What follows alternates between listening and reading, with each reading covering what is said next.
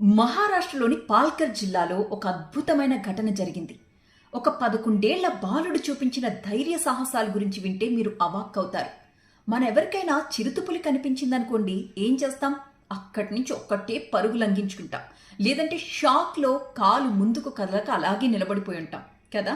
అలాంటిది మీ వెనక నుంచి వచ్చి పంజా విసిరిందనుకోండి, పై ప్రాణాలు పైనే పోతాయి కదా. అసలు కాళ్ళు చేతులు ఆడతాయా? అలాంటిది ఒక 11 ఏళ్ల బాలుడి మీద చిరుతపులి దాడి చేస్తే ఎంత తెలివిగా, ఎంత చాకచక్యంగా ప్రవర్తించాడో తెలుసా ఆ మూమెంట్లో. ఈ అబ్బాయి తన స్నేహితుడితో కలిసి స్కూల్ నుంచి వస్తూ ఉన్నాడు. ఆ ప్రాంతం అంతా కూడా ఎవ్వరూ లేరు, నిర్మానుష్యంగా ఉంది. చుట్టుపక్కలంతా పెద్ద పెద్ద చెట్లున్నాయి. నడిచి వస్తూ ఉంటే చిరుతపులి ఎక్కడి నుంచి వచ్చిందో తెలియదు, కానీ వెనక నుంచి ఒక్క పంజా వేసింది అతని మీద. ఆ పిల్లాడు వెనకాల స్కూల్ బ్యాగ్ తగిలించుకున్నాడు. కరెక్ట్గా పంజా స్కూల్ బ్యాగ్ మీద పడింది. అదొక రక్షణ కవచంలా పనిచేస్తుందని చెప్పాలి. వెంటనే అలర్ట్ అయిపోయిన ఆ పిల్లాడు కొంచెం దూరం జరిగి గట్టిగా కేకలు పెట్టడం ప్రారంభించాడు.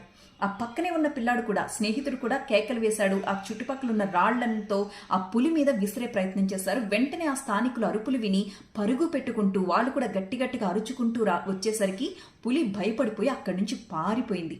పాపం అబ్బాయికి చేతికి కాస్త గాయమైందనుకోండి, కానీ నిజంగా ఆ మూమెంట్లో ఆ పిల్లాడు చూపించిన ధైర్య సాహసాలున్నాయి చూశారు.